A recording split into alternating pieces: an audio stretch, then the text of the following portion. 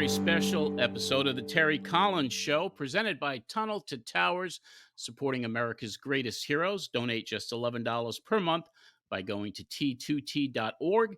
That's T, the number 2, T.org. I'm John Arezzi, and back for another week, the man who managed the New York Mets to their very last World Series appearance 9 years ago in 2015, the expert analysis for SNY's Baseball Night in New York, Terry Collins. And Terry, I bring up the 2015 World Series for a reason today.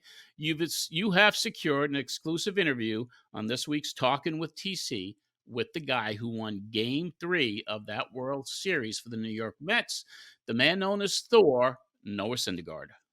Yeah, I'm very, very excited, John. It's going to be a fun show. Noah's a very witty guy. He's got a great sense of humor. And obviously, in my tenure with the Mets, this guy pitched probably 4 of the biggest games that we had in my 7 years there. And that's, that includes games by Johan, games by, Matt Harvey, Jacob deGrom. This guy pitched as big a games as anybody on those teams. And I'm anxious to have a conversation with him. He was filled with electricity. He lit up the crowd. He was just amazing to watch during his tenure with the Mets. So we look forward to that. Terry, let's get right to the leadoff and what a difference a week makes. A week ago, the Mets were licking their wounds after splitting a series in San Diego against the Padres. They were 4 games behind the Braves. They were 6 games behind the Padres, 7 games behind the Arizona Diamondbacks. They come out with a 7-3 road trip. They swept the Chicago White Sox, which they had to do, and they won against the Red Sox in the opening series. And now they're half a game out of the wild card, only 3 games in back of the Padres, 4 games in back of Arizona. What a turnaround. Yeah, and John, that's what we've been talking about for a long time. We said last week on the show, hey, look, the tough losses, especially this time of year sometimes, but you can't let that bother you. You got to pick yourself up and keep going because every night, it makes a big difference. And we have seen, they're resilient. They have done it before. They certainly know they can get hot. With their starting pitching has been really, really good lately. So, hey, they've got 20-some games to go. You put together another nice streak, and you're going to look up, and you're going to be in the postseason. Yeah, it really is exciting to see that turnaround. But I want to focus on a couple of guys. Edwin Diaz, first of all, after giving up 2 devastating home runs, one in San Diego, one in Arizona, resulting in 2 Mets losses. It was like the Diaz of old, saving last Thursday's game in Arizona, coming back on Friday to throw a scoreless ninth against the White Sox, and then lights out Sunday, striking out the side to secure the Mets victory to preserve that 2-0 win and get his 16th save of the season. Talk to us about what you saw in Diaz's performances during this trip, and it started off horrifically and then finished up heroically. And it did, John, but it just shows you the professionalism of Edwin Diaz. He knew something was off. He knew he wasn't feeling right. The ball wasn't coming out of his hand like he wanted to.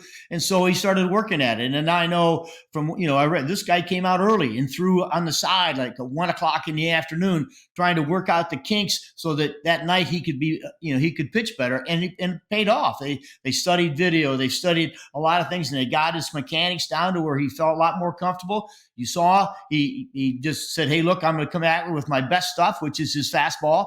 People can say all they want about his slider. This guy throws 100 miles an hour. And when you're up there batting and you see something with that kind of velocity and that kind of movement, you got to get that bat started. And that just helps the slider be more effective. But he's gone back to his strengths, and that's throwing that fastball for strikes. Yeah, that's the one thing I noticed, Terry, was that once he went to the heat, I mean, he looked like the Diaz of old. So it was that one adjustment, a couple of different things, and we hope that he has, that he continues on this path. And Carlos Mendoza, when asked about Diaz, said he's going to be going to him more often. Diaz had pitched 4 of the last 5 games, which is way more than he was used during the season so far. But Mendoza says it's go time. And Diaz said that he will pitch every game if necessary. So it's great to hear that from the Mets skipper and the guy that could be the key to whether or not the Mets make the postseason this year. Yeah, I totally agree with you. This guy, it's just amazing when you can shorten a game because, you've set up your bullpen now to where you've got this guy who's going to shut games down at the end. All of a sudden, those games become a lot shorter, a lot more exciting when this guy walks in and can finish off a game. Absolutely. And another guy I want to bring up is Jesse Winkler. He's been on fire since joining the Mets at the trade deadline, and he's brought some real pop to the Mets lineup. He's brought enthusiasm. He had that great walk-up home run on the last homestand, and he went 6 for 9 in the White Sox series, and he has become a fan favorite. Does Carlos Mendoza have to find a way to keep this guy in the lineup during this pennant stretch? Well, that you have to, John, because when a major league player gets hot, they can stay hot for a while. And Jesse Winker, he's brought energy. He's always played with a lot of energy on the field, no matter if he's on your team or not. Loves to play, great in the clubhouse, good in the dugout. And this guy he's done. He comes off the bench, he's ready. He's ready to play. He pays attention to what's going on during the game, so he's not surprised by anything. And it's nice, again, we've talked about this before, to look down that bench and see quality major league players as your backup guys. And Jesse's one of those guys. But right now, yeah, you got to figure out a way to keep him in there. Oh, I agree. I want to also touch upon Kodai Senga. He met with the media before the Red Sox opener and says he projects that he will be ready to pitch for the Mets during the last week of September. And most notably, he said that he's willing to start or even be used out of the pen for New York. And as a skipper, when you hear a guy say that, that was supposed to be your ace, and he could be coming back for that final week of the season and potential postseason play. That's a nice piece of ammo to have in your arsenal if he is indeed well enough to get back on the mound. Yeah, I agree. Those guys are hard to find, and when you get your ace back, the hard part is right now we're already in September, and you got to get him. You got to get him some game action. You got to find some place where you can do get some rehab starts, so you can build up his arm strength a little bit. Because you got to be careful, because those guys are used to throwing a lot. Japanese pitchers love to throw, and so you've got to get this guy some action, and that's why they've increased the length of the minor league seasons a little bit deeper into the summer, into September, so that these guys who are coming back do have places they can go pitch. And I'm sure here, if he's ready to go in the next 10 days or so, you're going to see him have a rehab assignment somewhere. Well, that would be great if he can come back, do that rehab assignment, and be ready for the final week and that final push of the season. The Mets have the Braves that last week of September and then finish up in Milwaukee. So we're going to have an exciting September. Like everyone says, the goal is to play meaningful games in September. The Mets are certainly doing that. Terry, I want to talk to you because last week you made the announcement right here on the show that you plan on participating in the Tunnel to Towers Foundation annual 5K event in New York City on September the 29th. To give everyone out there what you and thousands of others will participate in, let's give everyone listening or watching this on YouTube a sample of just how impactful this event is. My brother was a New York City firefighter that just finished his night tour in Squad 1 in Brooklyn. He strapped 60 pounds of fire gear to his back. He ran through that tunnel. He ran into the South Tower. While him and his other brothers were saving people, they gave up their lives. And when we lost him that day, we knew we had to do something to honor what he did.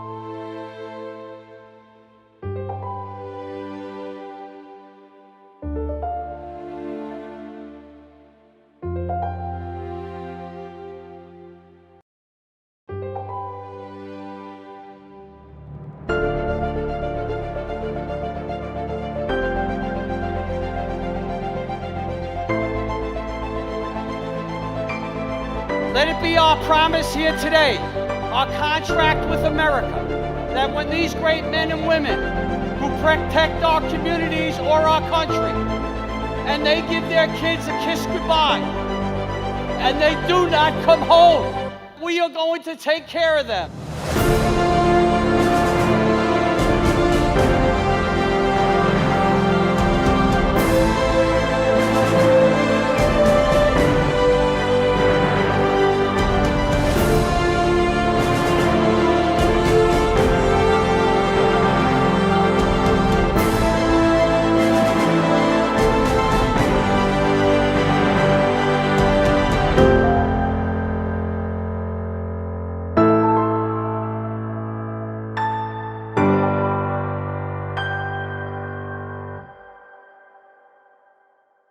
Truly incredible, TC. Three-time Grammy Award winners, the Zac Brown Band will headline the post-run concert.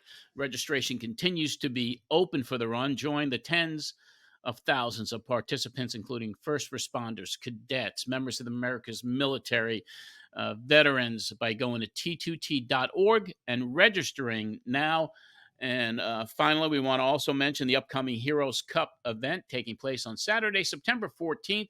First responder hockey teams from across New York and the New York area will be competing for the cup at the Menin Arena in Morristown, New Jersey. Proceeds will benefit Tunnel to Towers. Okay, Terry, let's check out this week in Mets history. On August the 30th, 2015, in a late season acquisition, the Mets acquire Addison Reed from the Arizona Diamondbacks. In 17 games with the Mets in 2015, Reed posted a 1.17 ERA. He would become a fixture in the Mets bullpen for the 2016 and 2017 seasons as well, pitching to a 2.09 ERA in 145 games. TC, how big of a trade was that when the Mets got Addison Reed to secure the bullpen in front of the closer, Jeurys Familia? Yeah, that's John. That was a huge move. You know, we'd acquired Tyler Clippard, another great experienced reliever, a former closer for the Nationals. So he had back of the bullpen experience. To get Addison Reed, all of a sudden that just set up that bridge. After the 6 innings, the 7th and 8th innings, those two guys could come in and get to Jeurys Familia. And Addison, great command of his fastball, could pitch to either side of the plate, relied on his fastball. And I'll tell you what, he was a huge addition to our bullpen. He pitched in some of the biggest games, got some of the biggest outs, and made Jeurys' job a little bit easier. Yeah, I remember him there, and when you got Addison, it just solidified that setup role. It was just exciting to watch. I can't believe it's 9 years ago.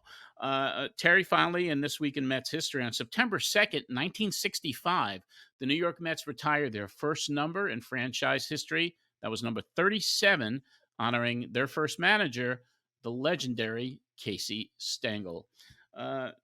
Terry, I'm sure that you've heard stories about Casey and the lore of Casey Stengel, and any opinions or comments on the legendary Casey? Well, there were obviously some very great managers, probably none greater than Casey. I mean, how many world champions did he get? 11, I think, 11 or 12. I mean, who knows? But he, and again, the master of the one-liner, quoted infamously. The one thing he did, he had great players and he let them play, but he kept them he kept control of them all, and certainly was a very, very popular guy in the game of baseball. And you know what? It was great for the Mets to get him. And even though they had a rough year that first year in '62, but you know what? I bet Casey made it fun for every one of those guys.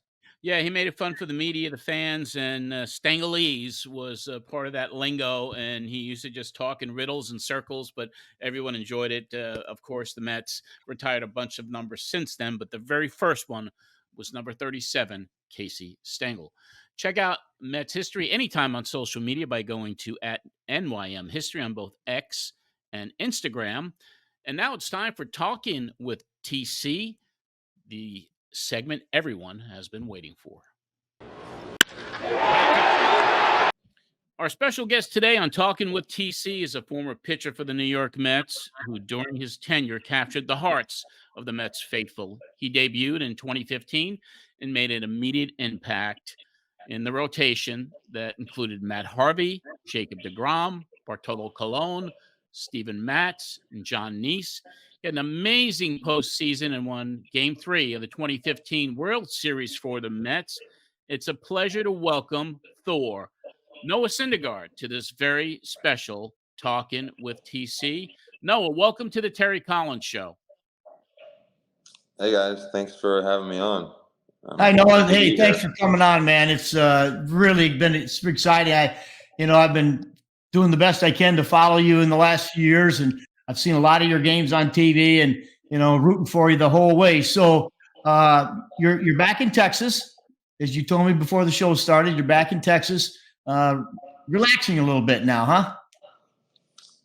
Yeah, this is a very different and interesting time of my life. I guess I have the ability to really retire at 32 if I wanted to, but I still feel like I have a lot to give to the game, especially because I kind of want to go out on my own terms. Not sort of like a wounded animal of the pitcher I used to be. I still feel like I know it's the ability to throw how I used to is still in there, and I'm never been more determined to get back to that. I think, Noah, there's a lot of guys, who take this time and, try to reflect, but, you've kept yourself in such tremendous shape. I'm sure that, taking a year off and letting, you threw hard, man. That can beat up your body a little bit. So I'm sure letting that shoulder have a little rest and that elbow have a little rest will probably be beneficial when you decide you want to come back. Yeah, I'm sure this is just going to be a blessing in disguise and just a minor speed bump and what I hope to be an amazing career still. So I know the fans want to hear about some things. So we're going to go back to kind of follow some of your career. When we called you up, it was, you came in stinking, with this great attitude. And as, one of the things I've told everybody, one of the things that you did back then that really set you apart, you asked all the right questions during games when you'd sit next to Dan Worth and the pitching coach, and you guys would discuss those. Was that something you've always done? Were you always a guy trying to research things out? Because you always ask the right questions for Dan during a game. Well, it helps when I'm around some of the best teachers and instructors like yourself and Dan. I'm just really blessed to have you guys kind of guiding me at the very beginning of my career. I'm still very raw, but I just wanted to be a sponge around you guys and just soak up as much knowledge as I possibly could about the game and just trying to be a better pitcher and a better teammate.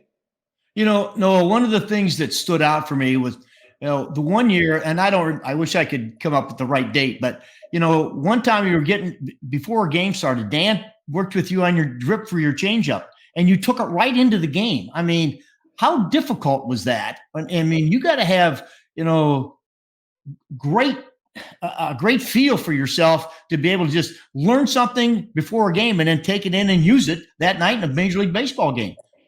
Was it easy for you to do that kind of stuff?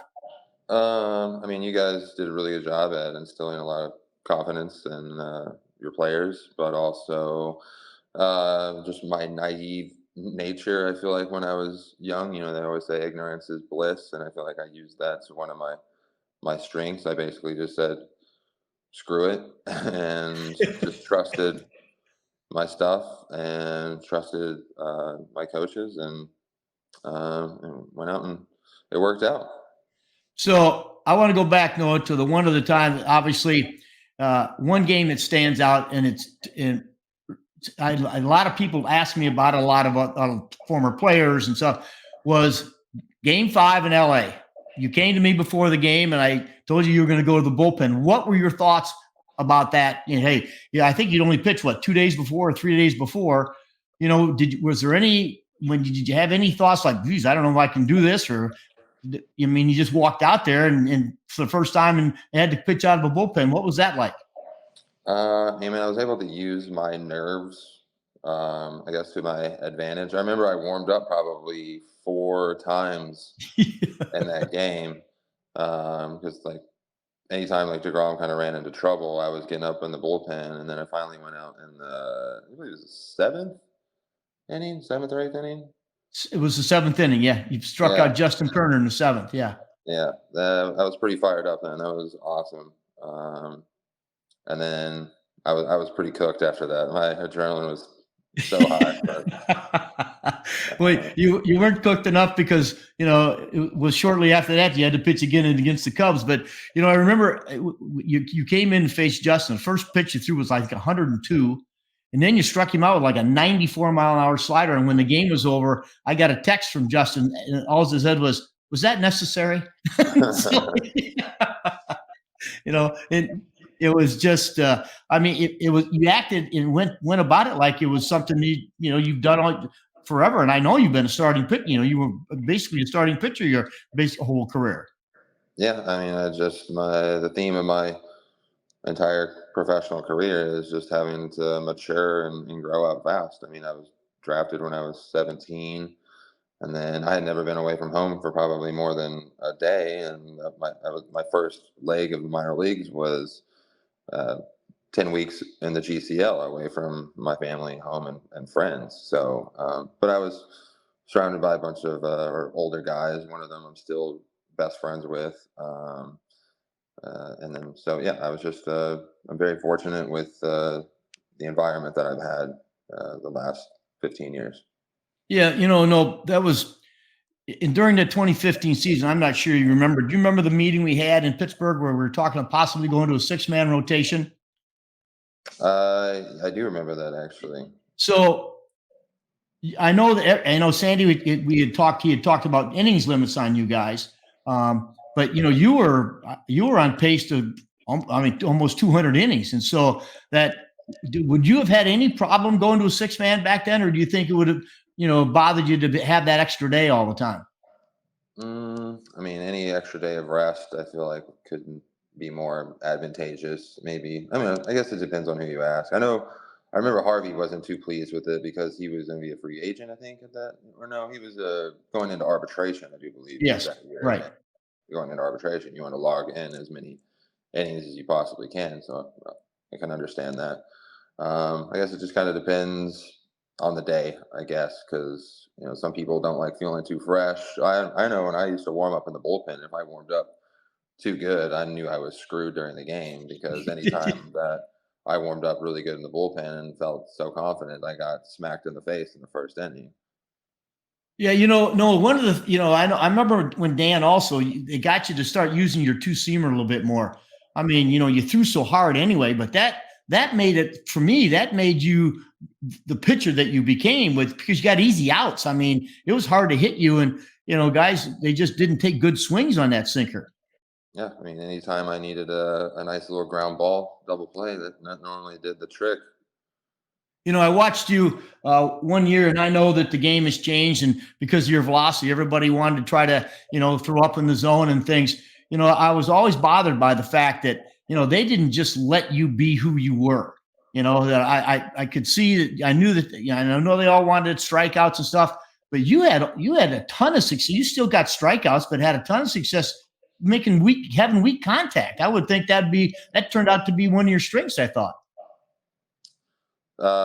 Yeah. I mean, anytime you can get quick and easy outs, get the other guys involved, save your bullets, try to work deep into games. That's really going to be best for the team.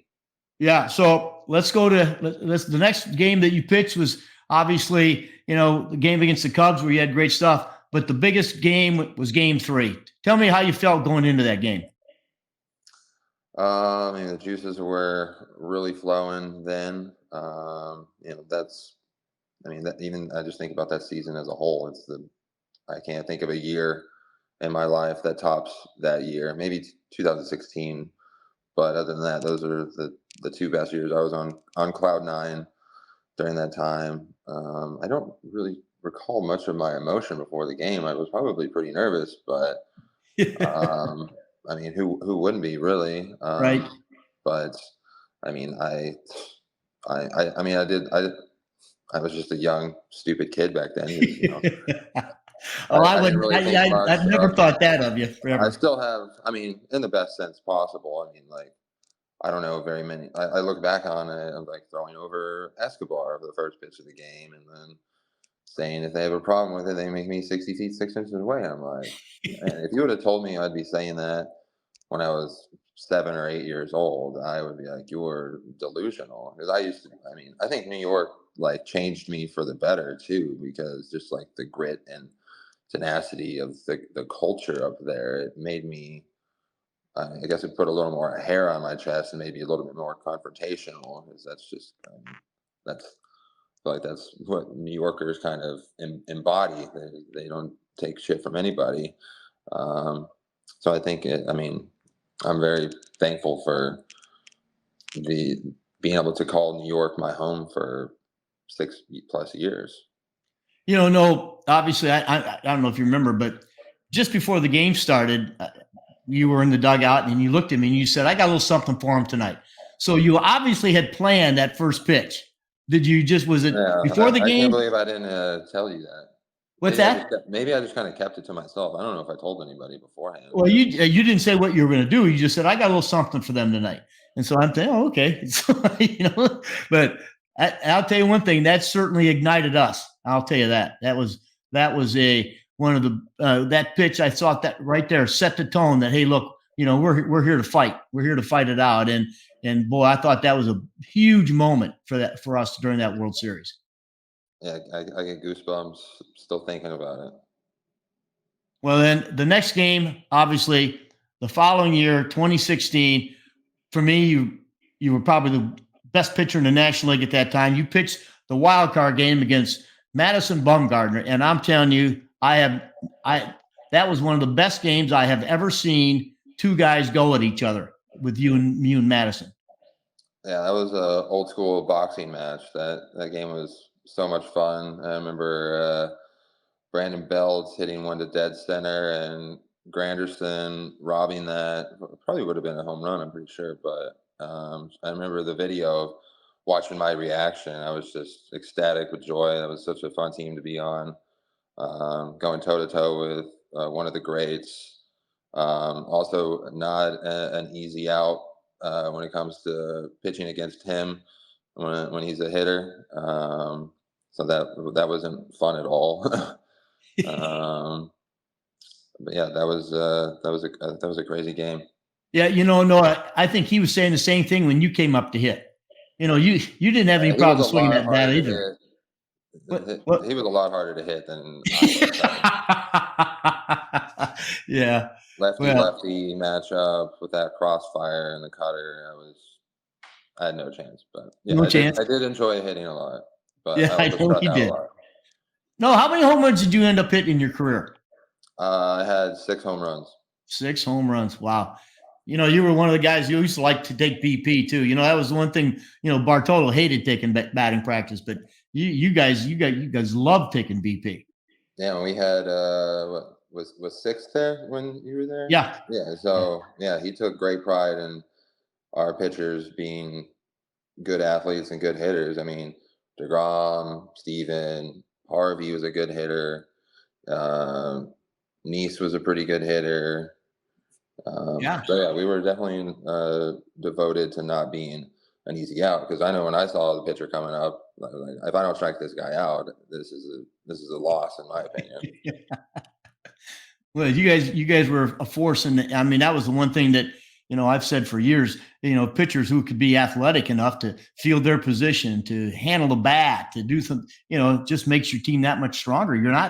There's no outs, and as you remember, a lot of times back then they moved the pitcher up hitting eighth so that they thought maybe having a regular player hitting ninth would help, because here comes the top of the order. But you guys were as good as anybody, no matter where we slotted you in the lineup. Yeah. So the next year, 17, you got hurt. Mm-hmm. That was there any time? I mean, did it ever just flared up that one game? I remember, like, I started off the season like having one of the best months Right. ever, and then I know I had a little bicep tendonitis that I guess was a kind of a precursor to some lat weakness. And I remember I could take some anti-inflammatories and I was going to be fine. And I remember I came in to pitch a home game one time, and I remember like the team was kind of struggling, but I wore a suit to the game, even though we weren't going on the road. And it was just like I just wanted to be the guy to put the fire out. And then I think like, Sandy told me that we're gonna like you're not starting this game. And then I remember I don't know what happened after that, but then we were pitching against the Nationals at third Right. place. I think Harper was a hitter, and I threw one pitch and I kind of felt something, and then I threw a changeup, and then that's when it just my lat just I don't know shredded. Yeah. That was a 3 4 month rehab, and I remember I came back for 2 innings at like maybe the last game of the year in Philadelphia, and I was still throwing. I mean, it's hard to like say if that even could have been avoided or predicted because I mean I was still throwing 101 against the Nationals, so I Right. don't think there was anything structurally going on. I think it was just like only a matter of time. I don't think we could have done anything about it. It eventually doesn't matter if I would have went on the IL before that. I think if it wasn't addressed, it was just like a ticking time bomb. Yeah, then it came back against the Phillies for an inning or two. I think I was still throwing like 101, 102 then, and then had to show that I was healthy because I was going into arbitration that year. Yeah, that was, that's exactly why we pitched it, because it was, we wanted to make sure you were going to be okay heading into that winter. So Yeah, yeah, that was, that was a tough time for me, when because if you remember that in 17, I think, Jake, he had a shoulder issue at one time, and Harv was out, and Matt's got hurt, and man, that great young pitching rotation was, all of a sudden not there anymore for the summer. yeah. So that was a tough one. So, John, I know you've got some questions for Noah. Yes, I do. Really appreciate the opportunity to speak to you, Noah. Question number one I got is really for both of you, Noah and TC. After Dylan Gee was placed on the IL in May of 2015, Noah, you were called up to replace him. You lost your first start, but pitched 6 innings, a one-run ball to get your first win against the Braves. And then when Dylan came back, the Mets decided to go to a six-man rotation rather than sending you back down. Talk to us about that call up, becoming a fixture in the rotation. And see, tell us about the decision to go to that six-man rotation and whose decision was that? So, Noah, you first about your call up and your first starts, and then TC about keeping Okay. him up to start that six-man rotation. So I guess when I got called up, we were in El Paso, and I just had one of the craziest games of my life in the minor leagues. I think I threw like 8 innings, struck out 13, but I also went like 3 for 4 with a home run, a double, and a single. And I came up for the fourth time, and the other team was like rooting for me to hit a triple. I would have had a cycle at that point. And then I got called up. The team was in Philly. I didn't even have a suit then. It's amazing, like suits aren't required. Everyone wears like track suits now, like comfortable clothes. Yeah. And I think Daniel Murphy had somebody run to the Joseph A. Bank and grab me a suit really fast. I looked like a senile, like my suit was from like an NBA player from back in the '90s or something. And I don't. I mean, you look at it now, and like I think after my first start in Wrigley, I did something like stupid that I don't think rookies should do nowadays. Is I went and got an apartment in New York because I guess I was just so ingrained naturally in my head that it's like I'm not going back down to the minor leagues. So I think it like I manifested it in some way possible, and I never looked back. So it was I think that is kind of powerful in that sense. Just like I had just had nothing in my head was like you're going back down in the minor leagues. I was there to stay.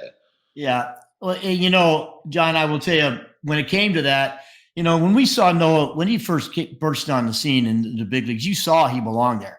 I mean, yeah, there were things we had to do. He had, his command. We had to fix his command, but there was nothing else he could have done in AAA to prepare him. So I've always thought, if you get to the big leagues, if you can make adjustments in the big leagues, it's going to help you. It's going to help you more than going back down to where, hey, look, the game's easy for you. I believe in challenges, and at that particular time when Dylan was coming back, Sandy and I talked, and Sandy said, what do you want to do? And I said, I want to keep him in rotation. So if it meant we had to go with an extra guy, we went with an extra guy because this guy, he had to learn. In my opinion, Noah had to learn what it took in the big leagues, not in AAA anymore. So that was how the decision was made. And Sandy said, "That's what you want to do. Then you work it out, and you have the talk with those guys." And so it was pretty easy because it was one of those things where you knew he belonged there, and so now it's time to keep him there, and the rest was up to him. So. Because I also know in 2014 I had a really rough year in AAA. And then the following spring training, I think I had a pretty good spring training. And when I got sent down, I knew it was inevitable just for like service manipulation kind of stuff that front office was going to send me down to the AAA for a little bit. But I remember being kind of like pissed off and had a chip on my shoulder. And like I remember like when the team reported to Vegas, like I felt a little like irritated and frustration. And I was very determined to not be there very long. Yeah. Well, you made it, and then you stuck, and obviously, great rookie season, 24 regular season starts. You finished fourth in the rookie of the year vote that year. Highlight had to be the postseason. The 20-year-old rookie, what was that first season like with you? What an amazing year to have your big league debut. Postseason had to be incredible. Give us your favorite moments of that year and that 2015 team. I would say I don't know about my favorite, but something that sticks out the most, which I guess could justify it as my favorite, would just be that. I mean, 2015, the beginning of the year, we were not very good, and then we traded for Cespedes, Juan Uribe, Kelly Johnson. I think Addison Reed was in that mix, and we just took off. I remember that, and we got David back later, and I just remember that series we had in Philadelphia, where Cespedes hit a monster home run. David hit a huge home run. We were just like super hot team. And then also I remember uh, in Cincinnati, we were all stretching as a team, watching the Nationals games, all the other games around us that were on our heels. And then we ended up winning that game. I remember Lucas Duda hit a huge home run in Cincinnati. I remember just a line drive straight to right field. And I think that was the game we won. And just celebrating in Cincinnati, playing really meaningful baseball games that you really cared about, that made your heart want to jump out of your chest, just like that feelings, and just grinding it out there with your teammates and your boys. We just really played as a team, and just the camaraderie and the brotherhood of that team was. I mean, it was. I wouldn't trade that feeling for the world.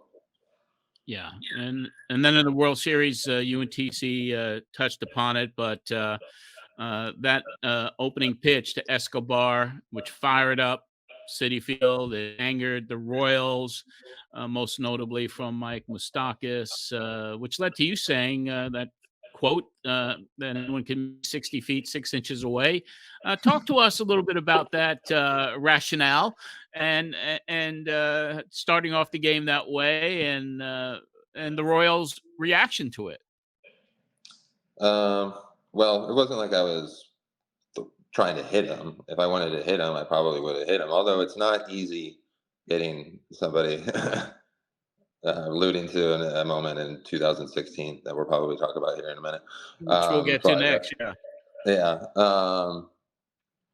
But yeah, I just kind of used my ignorance and I wouldn't say immaturity, but just I was kind of I wouldn't say reckless because I wouldn't say it in a bad way, but I just did whatever came to mind And I remember like Dave Island was our pitching coach, like 2018, 2019 or whatever. And he told me Yeah. that, and he was the pitching coach for the Royals at that time. Right. And he knew that once he saw the reaction I got out of their dugout, that he's like, we might as well just pack it in because they're gonna win. Like we're distracted right now. He got us. He's under our skin. Um, and then I mean, I'd do anything to the fastball that I struck him out on was like a two seamer, but it had like this weird rising effect where Travis was like catching it on the way up, and I'm like, I'd do anything to throw that pitch again. Well, it certainly fired everybody up for sure. And we're going to go to 2016. It was May 28th. You were ejected from your start after throwing a pitch behind Dodgers second base, stemming from that horrific slide that he made into Ruben Tejada's leg during the 2015 NLDS. That ejection led to one of the most viral manager ejections in Major League Baseball history when umpire Tom Hallion and your skipper went at it. And this was mic'd up, and MLB is supposed to be they're supposed to delete those mic'd up tapes, but this one got out there a couple years later, and it forever made the expression "ass in the jackpot" by Hallion, and "you got to give us a shot" by TD part of baseball lore. We're going to take a look at that clip. Not your pitch, but we have Hallion and TC reacting to it for the first time. But before we get to play it, talk to us a little bit about that and your ejection, and kind of give us your little mindset of what was going on. And did you expect the reaction that happened afterwards, and especially after that tape went viral? Well, first of all, I just like to say I think Chase Utley is not a bad human being for what he did. I've heard amazing stories about him as a teammate, and hearing those, I still have like a ton of respect for him as a person and as a ball player. I just know he plays the game super hard. But still at the end of the day, like I just felt like there was some kind of justice that needed to be done. I was not expecting to be thrown out of the game, especially because I didn't succeed in doing what I wanted to do. But I remember I was just waiting for my moment. I don't remember where he was hitting in the lineup. All I know is that the moment came up, and like maybe I think it was the third or fourth inning, and Rene Rivera was catching me, and I was so juiced up, and I saw tunnel vision, and he called the changeup away, and I just shook yes, and I said screw it, and just unloaded a fastball. But I was just chomping at the bits. I think there was the home plate umpire was he was like a rookie umpire, I do believe. He was, yes. He was. Hallion was he at second base then? Maybe First base. He was a first base. Yeah. I just remember like Neil Walker coming in, like super confused. I don't know who was playing for. Maybe Eric Campbell might have been playing first base. And I just remember I'm just trying to throw a effing fastball, and Yeah. I know out there we don't believe you. And I'm like, okay. And I just remember walking off the field, and DeGrom's at the edge of the dugout, and just got this smirk on his face. Like I can't imagine what he was thinking. And then TC and Hallion went at it, which we will play that clip right now. Those two guys watching it together, and let's check it out. Okay. You gotta give us a shot. You know what? You gotta give us a shot. Okay, listen to me. Let me hear what I'm saying. Okay, you get your shot. You had your shot right there in the situation. Well, why you not? know the situation, Terry. Why don't we get a shot, Tommy? Because that makes it worse. Terry, that makes it worse. Why not? The MLB did nothing to that guy. Nothing. I can't control that, Terry. I can't control that. You know as well as I do. Terry, you know where I stand on the whole situation. But you're better than that, Tommy. You know that. Terry, listen, I'm telling you, our ass is in the jackpot now. Okay? Okay, I'm just telling you. You know what? That's you got it. Okay, get it. You got everything out. Oh, that's so good. That might be the best video. That brought back a couple memories of the whole argument, Terry. That was that was pretty good. You were able to keep your calm, where I didn't. I got a little carried away myself. I know there was a part of it which, when I say it brought back memories, I got a little more animated because I heard the crowd behind me, and you were really going at it, and I just wanted to kind of let give it back to you a little bit, just to say, okay, I'm going to take this, but you better not try anything else. Well, Just classic stuff there. hey, no, where were you when that thing broke? Where were you at the time when that video came out? You remember? When did it even get released? It might have been in 20, because I think it was 4 years later. Oh, really? Yeah. I must have been in Florida somewhere doing my rehab during or COVID thing. Oh, right. Yeah, that was I tell you, I was so shocked when they kicked you out. I mean, and I tried to explain it, which I did to Tom later. For years and years, everybody knew that something was going to happen. And years ago, they just, and Chase, if you'd have got him, he'd have just rent the first base. He knew it was coming. And I expected it. I know. That's always what that killed me is, and then to have the home plate umpire who wasn't even aware. I didn't think he was aware that what the situation was going to happen, and so I got anyway. And then we got screwed the rest of the game because Logan Verrett, who is still one of my best friends, lived 15. He actually helped me buy the house that I'm living in right now. I remember he came in and had to face Utley, and Utley hit a home run like 6 days later. I'm like, you got to be kidding me. Yeah. It was, Noah, I'll tell you one thing, that will never go away. That tape will never go away. And I don't care. I go to New York. I do a lot of things in New York, and I can't go one day without somebody bringing that video up. So, I mean, it's probably one of the best videos I've seen ever. It's funny because every time we post it or put a clip of it up there, it gets hundreds of thousands of views. It really has become quite the viral sensation. And when we had Hallion on with TC, that was our most viewed episode, our most listened to episode, and people to this day. And Hallion says the same thing. He can never leave his house without someone saying "ass in the jackpot" to him. So what an amazing memory. And you were right in the middle of it, Noah, and just something that will live on forever, I think. I just got a couple more, and I'm going to turn it over to TC, and we appreciate your time today, obviously.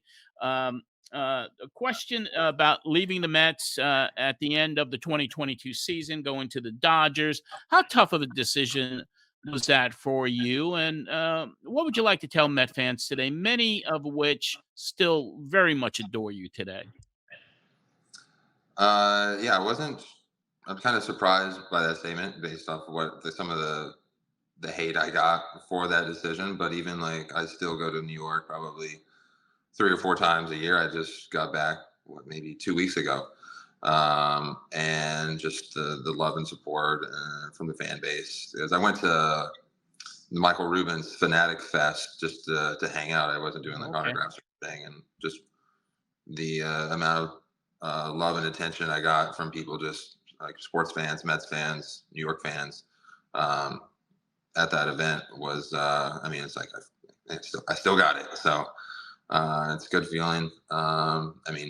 Those years I'll forever remember and cherish. And I guess just the decision was, the saying, if you can make it in New York, you can make it anywhere. But sometimes having to go through all that, it gets a little stressful. So my agent and I made the decision to, relax a little bit and go to play for the Angels, a little bit more chill environment for a year, and then getting traded to the Phillies and being a part of another World Series run. That was awesome, and it was very different competing against the Mets, and then with the Dodgers last year, then getting traded to the Guardians, and then getting DFA'd after a month with the Guardians. It definitely a full circle.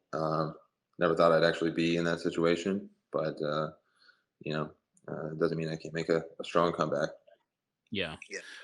One final question, I'll turn it to Terry, and that's about social media. Obviously were very active on social media. You had over 1 million followers on Twitter, several hundred on Instagram. You ever plan on returning to social media, or is that kind of in the past now?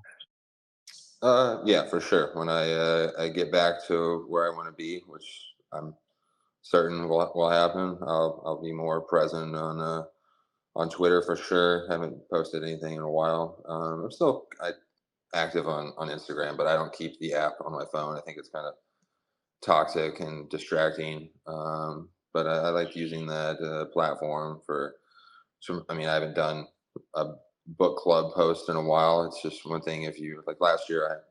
It's been a while since I've done the book club, but That was cool. fans don't want to see you really focusing on anything other than baseball if you're not performing well. So I was just gonna take a back seat to that and just focus on getting to where I need and want to be.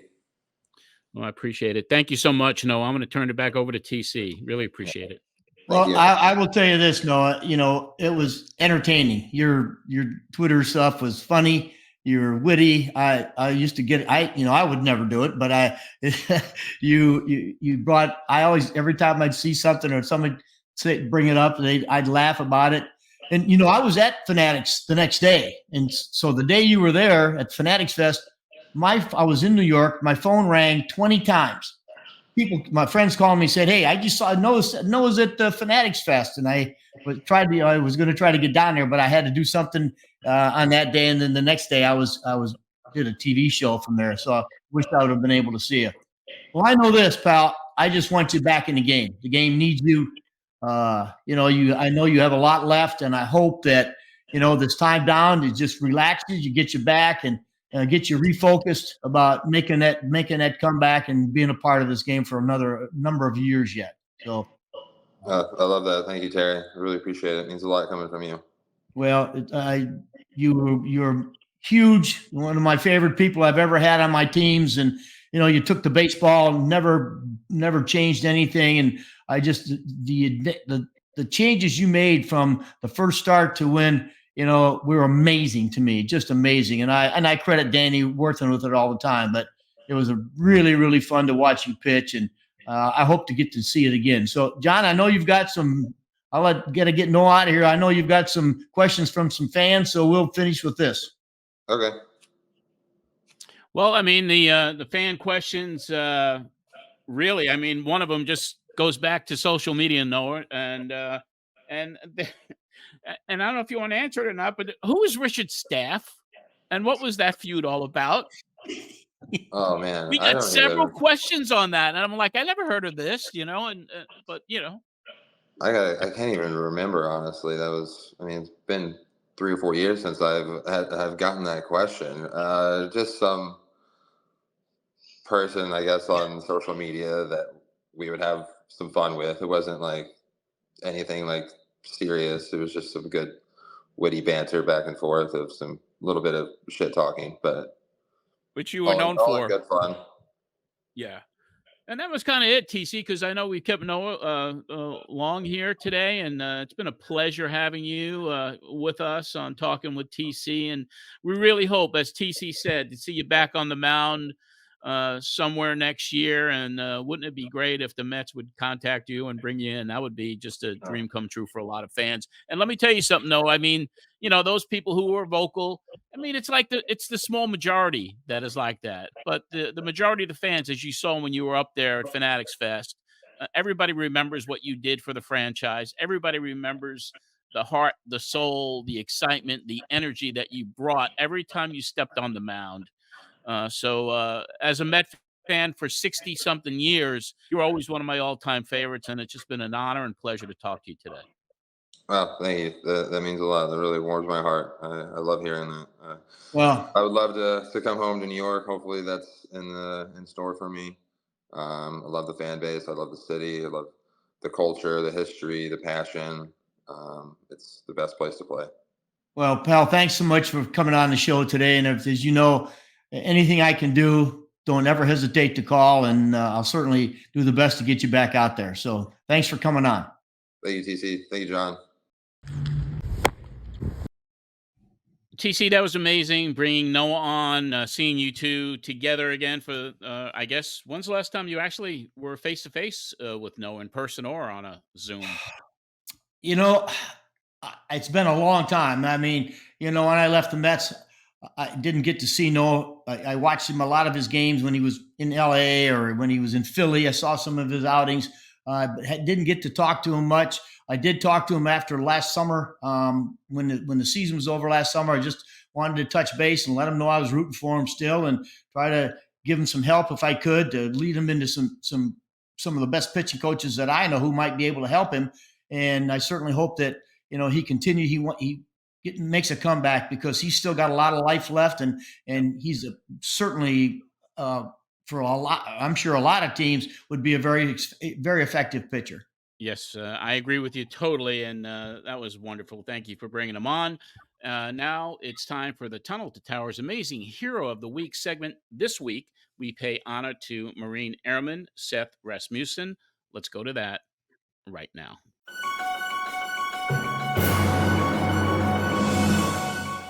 Seth loved family, and he loved being able to go home to Wyoming during the holidays. Him and I met in middle school. We grew up together, we're best friends. We did this thing when we were in middle school where we write a letter to ourselves. I remember reading the letter that Seth wrote to himself. He's like, I'm thinking the military, and sure enough, he stuck to it. If you were to meet Seth, you would know he was a patriot, and country came first. He loved flying the Ospreys. He loved being a Marine. So the 8th of June, it was any other day, he was off flying. He usually kept in touch with me, so it was about the time he would be coming home. I got concerned. Something gone wrong, and the plane went down. It took all their lives. It has been the worst nightmare from that day forward, trying to accept that it's reality now, that he's gone. My mom was like, hey, did you see this post? This organization, Tunnels to Towers, they're gonna buy you a home. And I was like, no, that's a scam. Like, what are you talking about? And that's how I found out. I didn't hear from anyone. I'm like, are you sure? Like, are they actually buying us a house? Tunnels to Towers did contact us within a couple days, actually. It's such an amazing help in the worst time of our life, to be able to not have the worry of where I'm gonna live and how I'm gonna pay for it and how I'm gonna manage being an only parent and raising a child and working and finding a house to be able to raise Reed. It's just a huge burden off our shoulders. You guys do amazing things for so many people, and doing God's work, really. Hey, I'm Cole Hauser. I want you to join me in supporting our nation's heroes and their families. It's only $11 a month. Go to t2t.org. We'll have another T2T Amazing Hero on next week's show. And Terry, that'll wrap up another edition of the Terry Collins Show. You can follow Terry on X and Instagram at TerryCollins_10. And for those of you on Facebook, follow Terry there at the Terry Collins Show. You can follow me on X and Instagram at John Arezzi. And make sure you subscribe now to the Terry Collins Show, wherever you listen to your favorite podcast and on YouTube. Until next time, this is John Arezzi for Terry Collins. Have a great week, everyone.